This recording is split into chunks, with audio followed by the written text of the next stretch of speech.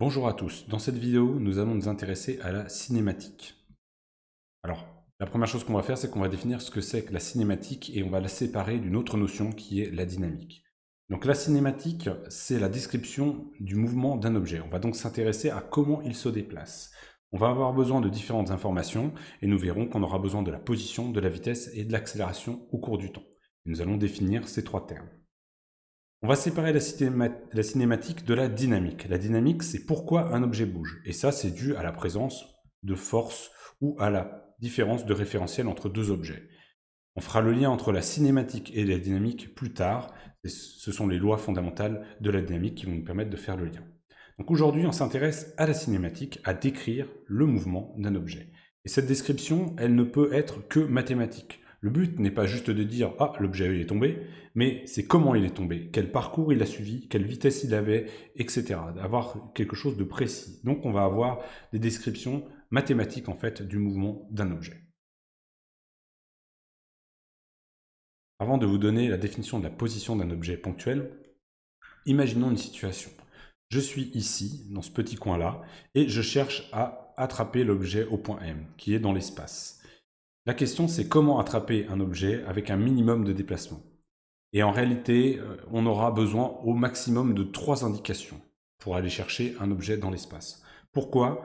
Tout simplement parce qu'on est dans un espace à 3 dimensions d'espace, et donc on a besoin de 3 déplacements au maximum. Ces déplacements, il nous faut 2 informations. Il nous faut une direction et une quantité de déplacement à fournir. Alors on va préciser ça un petit peu. Si je veux avoir un espace dans lequel je sais comment me déplacer, il va falloir que je définisse 3 déplacements élémentaires. Un déplacement x selon x, ux, un déplacement élémentaire uy et un déplacement élémentaire uz. Et ce que je vais dire, c'est que je vais dire à la personne, pour qu'elle se déplace, qu'elle doit parcourir une certaine distance dans la direction ux, donc une distance qu'on va noter x dans la direction ux, une certaine distance y dans la direction uy, et une certaine distance z dans la direction uz. Donc pour aller attraper un objet dans l'espace, il me faut 2 informations, 3 déplacements élémentaires, qui sont mes vecteurs ux, uy, uz, et 3 valeurs, les coordonnées x, y et z. Alors ça me permet d'aller chercher un objet dans l'espace, mais on peut également vouloir juste situer un objet. Pour situer un objet, pas besoin d'aller se déplacer, il suffit d'avoir un point d'origine, que je vais appeler O, et savoir que pour aller atteindre l'objet M, il faut que je fasse un déplacement de x dans la direction x, y dans la direction y, et z dans la direction z. Donc, pour situer un objet dans l'espace, il va me falloir 3 coordonnées, une origine, et 3 axes de référence qu'on va appeler une base. Alors, cette base, on va souvent la noter R de cette façon-là, R, O, X, Y, Z, O étant l'origine, X, Y et Z étant les 3 vecteurs. Et pour simplifier les choses pour tout ce cours, on va se contenter de s'intéresser aux bases cartésiennes orthonormées. Donc dans ces bases, une base relativement simple en mathématiques, on va avoir une origine et on va avoir 3 vecteurs unitaires, UX, Y, UZ, qui vont être perpendiculaires les uns aux autres et qui vont avoir une norme de 1. Donc UX est perpendiculaire à UY, qui est lui-même perpendiculaire à UZ, qui est perpendiculaire à UX. On se retrouve avec cela.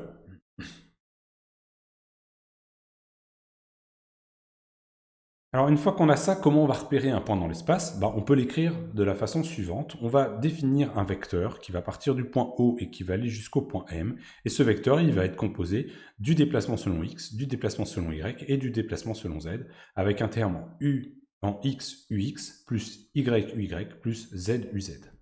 On peut l'écrire autrement, on peut l'écrire sous forme de coordonnées, qu'on appellera les coordonnées cartésiennes, ou tout simplement on met x, y, z, et là, quand on écrit ça, en fait, on sait que x est selon ux, y selon y, et z selon z. C'est écrit de façon cachée. Alors, on va avoir besoin d'autres petites choses pour les vecteurs qui vont être utiles. Je vous rappelle la norme d'un vecteur, la norme du vecteur OM ici, ça va être donné par l'utilisation du théorème de Pythagore 2 fois de suite. On va d'abord calculer la norme de cette distance-là en disant que dans ce triangle, qui est rectangulaire ici, puisque ça c'est selon x et ça c'est selon y, on a un angle droit ici. La norme ici, c'est racine de x au carré plus y au carré. Et après, je vais placer dans ce triangle-là, rectangle cette fois-ci, à ce niveau-là, un rectangle à ce niveau-là, et je vais avoir que cette distance-là, ça va être ça au carré plus ça au carré. Donc je vais retrouver x au carré plus y au carré ici, et je vais rajouter plus z au carré. Et ça me donne que OM, c'est la racine de x carré plus y carré plus z carré.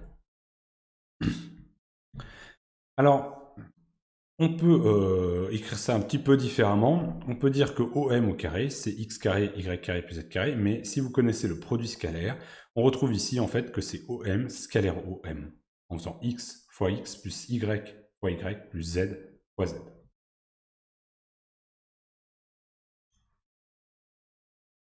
Alors un petit jeu, on va se poser la question de savoir comment on peut utiliser les vecteurs.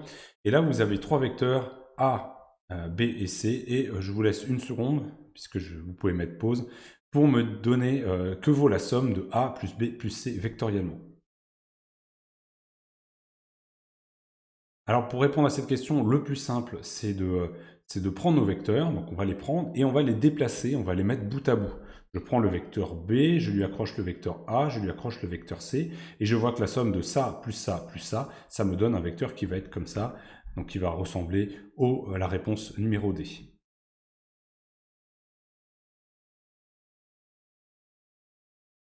Une autre chose intéressante avec les vecteurs, ça va être la projection d'un vecteur sur un axe pour calculer les coordonnées. Donc ici, pour changer, j'ai pris des coordonnées d'un repère orthonormé U, V. U est sur X, V est sur Y. Donc vous avez ici U et ici V. On peut aussi mettre IJK, hein, c'est aussi une façon assez classique de mettre un vecteur orthonormé. Donc là, c'est U et V. Et ce qu'on vous demande, c'est de calculer la coordonnée RY, c'est-à-dire le déplacement que je dois faire dans la direction V, le déplacement que je fais dans la direction V quand je parcours le vecteur R. Donc je vous laisse une seconde pour répondre à ça.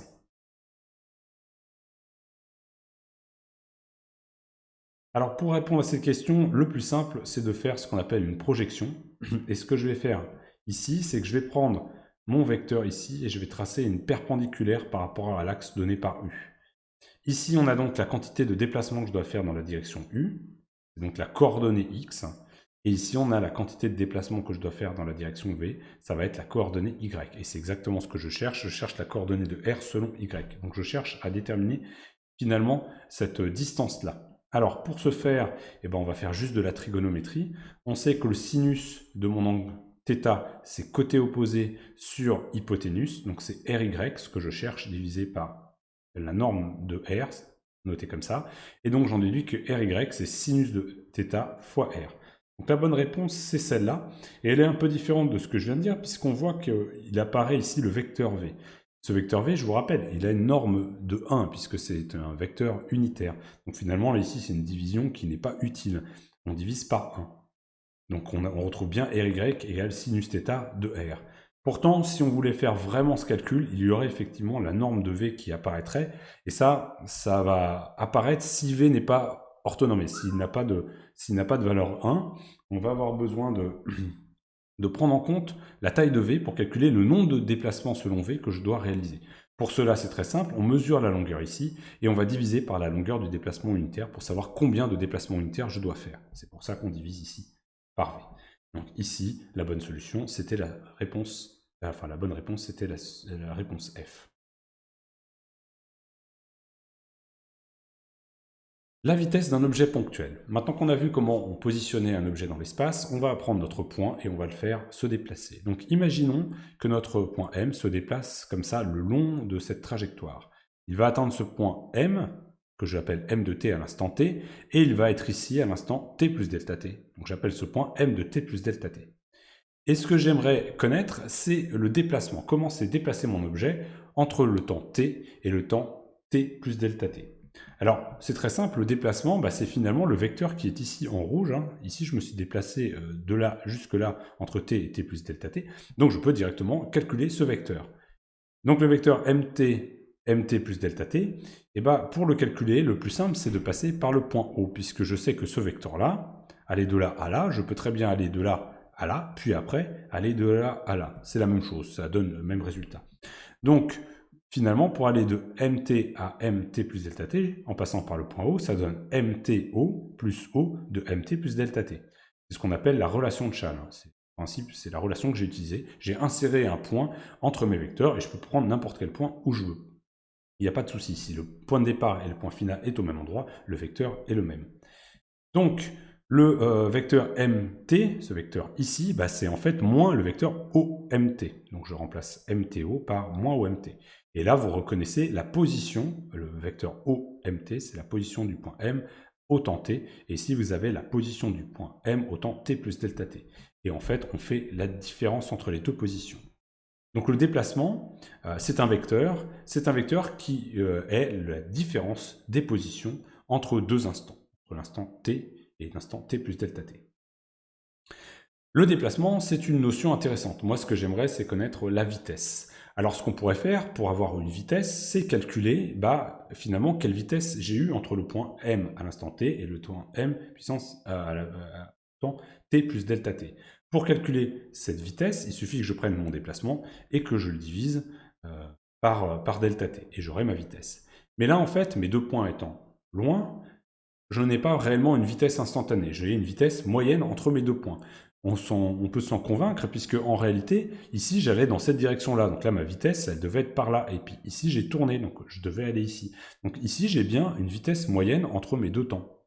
Moi, ce que j'aimerais, c'est avoir la vitesse à ce moment-là, et la vitesse, par exemple, à ce moment-là, sur chacun des points de ma trajectoire. Alors avant de vous montrer comment on fait, ici, je vous rappelle que ces crochets là, enfin c'est supérieur, inférieur, ça c'est pour dire que c'est une vitesse moyenne. On encadre avec supérieur et inférieur la valeur que l'on veut, et ça veut dire moyen. Donc ça c'est la notation pour dire vitesse moyenne. Donc, je reviens sur ce que j'étais en train de faire. On ne veut pas une vitesse moyenne, on pourrait l'écrire comme ça, le déplacement on a montré que c'était égal à ça, à OMT plus delta t moins OMT.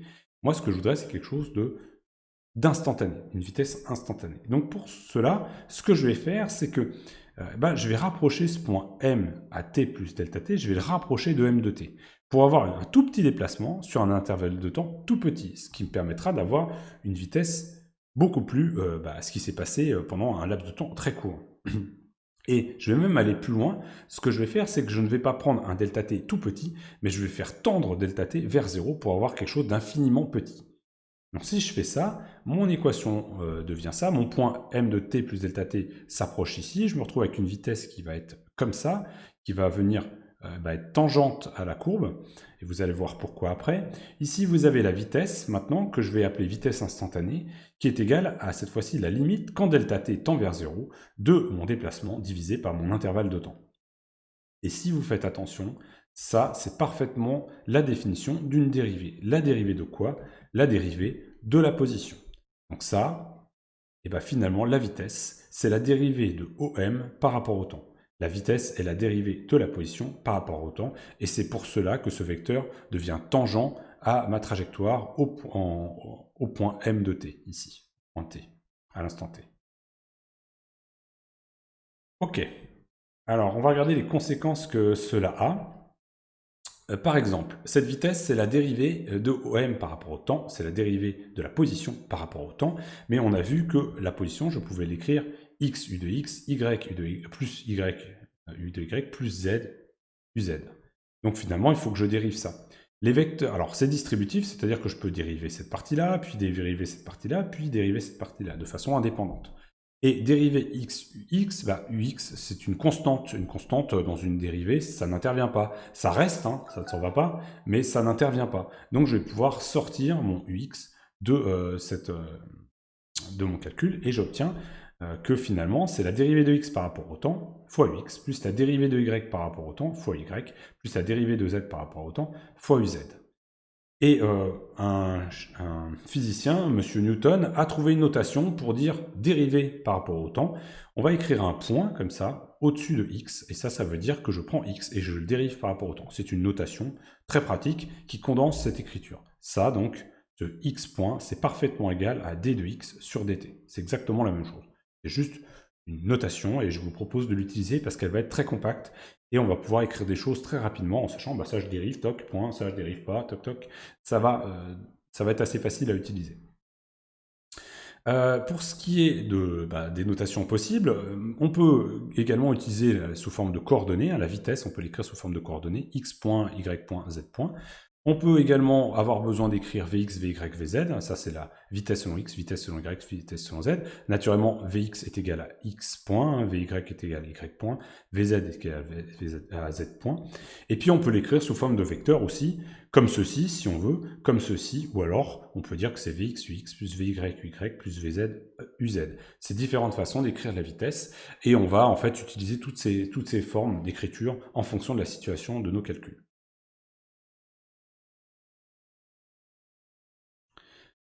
Alors avant d'aller plus loin, on va faire un petit exercice. Imaginons qu'on a un palais de hockey, vu de dessus, qui arrive comme ça, du point P, avec une vitesse constante V0. On néglige tous les frottements. Et lorsqu'il arrive au point Q, on vient lui donner un petit coup donc horizontal par rapport à la table, mais vertical par rapport à mon dessin, donc on le pousse comme ça vers le haut, et on donne une vitesse supplémentaire à mon palais, et une vitesse qui aurait été égale à VK si le palais avait été immobile au moment où je le tape. Et bien la question c'est quelle trajectoire va suivre mon palais? Est-ce qu'il va suivre une trajectoire comme ceci? Est-ce qu'il va suivre une trajectoire comme cela, comme ceci ou ici? Je vous laisse 5 secondes pour bloquer et répondre à cette question, et je réponds à cette question après.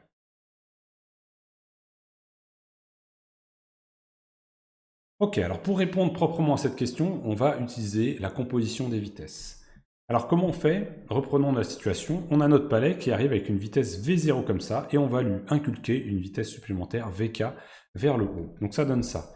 On tape, il avait cette vitesse-là, on lui donne ça en plus, et ce qu'on va obtenir à la fin, c'est la somme vectorielle de mes deux vecteurs. Donc vous avez un vecteur V, la vitesse finale de cet objet, ça va être V0 plus VK. Mis bout à bout, ça donne ça. Cette vitesse V, elle va donc faire dévier mon palais et il va suivre cette vitesse, il va donc partir comme ça, et donc la bonne réponse, c'est la réponse 2. Alors, si je tape plus fort, selon VK, je vais faire V0 plus quelque chose de plus grand, et donc je vais me retrouver avec un vecteur plus grand comme ça, et un angle finalement plus grand. Si par contre, à l'inverse, je donne un coup plus petit, une vitesse VK plus petite, je vais me retrouver avec un VK plus petit, donc quelque chose comme ça, et si je trace mon vecteur somme, il va se retrouver avec un angle plus petit. Ça dépend de quelle force vous allez taper votre palais, quelle vitesse vous allez lui donner. Pour l'instant, on ne parle pas de force encore, mais quelle vitesse vous allez lui inculquer en plus. Ça va dévier plus ou moins. Mais en tout cas, ce qui est sûr, c'est que la résultante de la vitesse, ce sera la somme de V0 plus VK. Alors maintenant, une fois qu'on a calculé qu'on a répondu à cette question, deuxième question, quelle est la vitesse? Attention, ici on vous demande la norme de la vitesse du palais juste après qu'il ait reçu le coup. Je vous laisse répondre.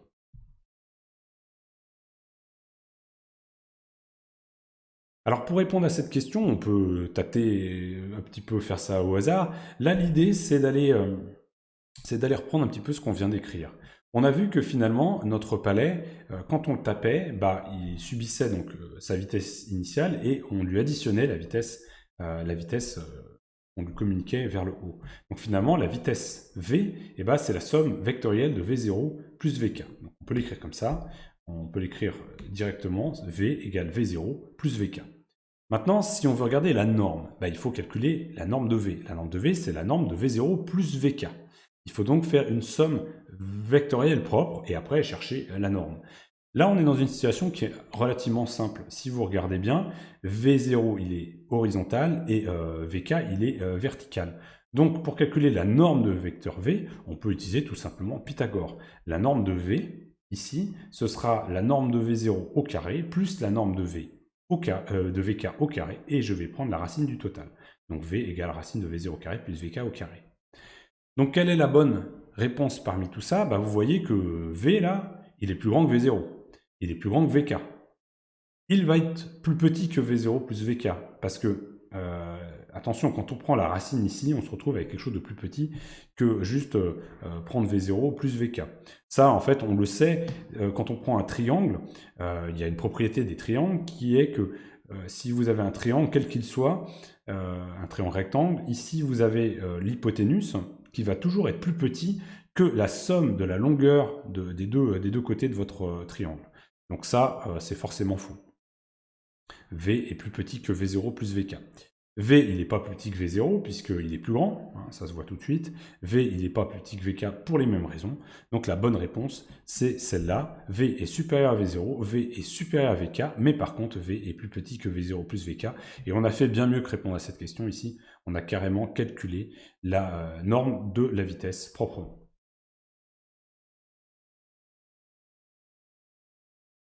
Alors, je vais aller plus vite sur l'accélération. L'accélération, c'est la même chose finalement que la vitesse. On va cette fois-ci calculer la variation de la vitesse entre deux temps, entre le temps t et le temps t plus delta d, t plus delta t.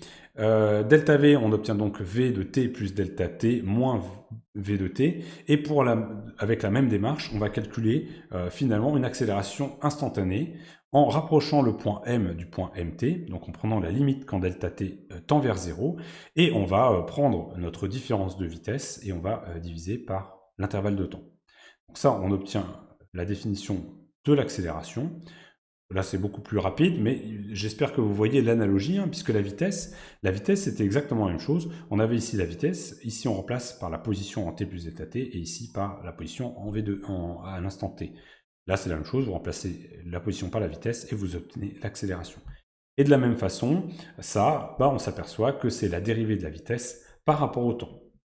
Alors, on ne va pas parler d'accélération instantanée, hein, on va parler d'accélération, comme on va le faire pour la vitesse. La vitesse, c'est sous-entendu instantané, et l'accélération, c'est sous-entendu, c'est instantané. C'est lorsque vous allez parler de vitesse moyenne que vous allez préciser moyenne, et c'est lorsque vous allez parler d'accélération moyenne que vous allez préciser moyenne. Et quand on ne précise pas, en fait, on parle d'accélération de vitesse instantanée.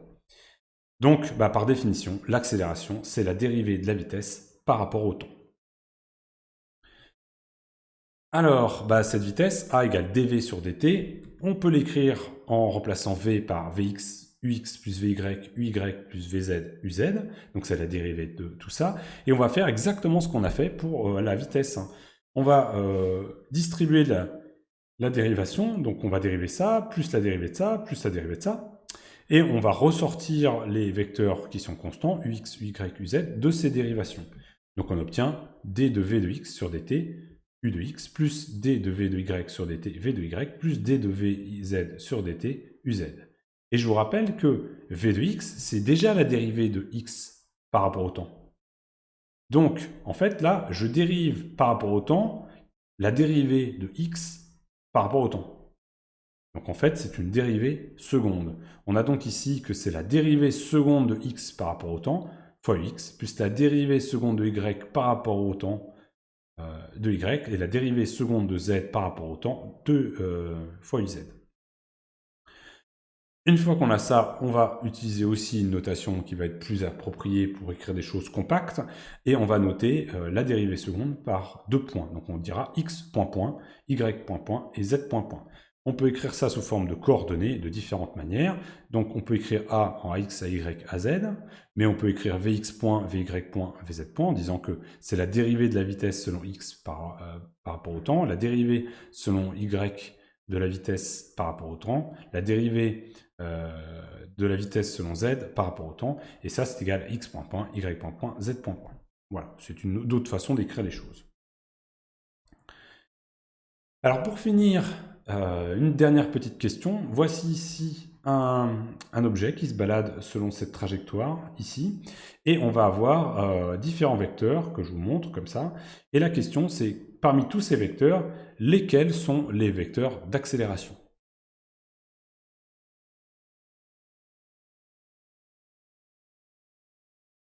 Alors en fait, ce qu'on va faire, c'est qu'on va faire un petit peu mieux. Je vais répondre à la question, hein, mais on va répondre un petit peu mieux à cette question. On va s'intéresser à la position, la vitesse et l'accélération, puisqu'ici on a plein d'exemples. Donc la position, si ça c'est l'origine de mon repère, on voit que le vecteur G me pointe un point de ma trajectoire. Donc ça, c'est une position, l'objet passe par ce point à un moment donné, c'est la position de l'objet. Donc G est une position, de la même manière K est une position et A est une position. En ce qui concerne les vitesses, on a vu que c'était la dérivée de la position, donc c'est tangentiel à la trajectoire, et donc cette vitesse ici, ce vecteur-là, il est bien tangentiel, et il nous montre par où on va partir. Une fois qu'on est ici, on progresse dans cette direction-là, le long de trajectoire. Ici, c'est pareil, on progresse dans cette direction-là, et ici, on va progresser dans la direction de C. Donc finalement, H, E et C sont des vitesses. Et pour finir, les accélérations, c'est comment va varier la vitesse au cours du temps. Donc on voit que ici la vitesse, elle est comme ça, mais on pourrait l'imaginer ici avec une vitesse plus inclinée. Et donc ma vitesse va être modifiée dans cette direction-là. L'accélération est donc bien donnée par le vecteur B. Ici, ça va être la même chose avec le vecteur F. Et ici, on va retrouver la même chose avec le vecteur D. Donc B, D, F était la réponse à la question. Voilà pour ce cours sur la cinématique.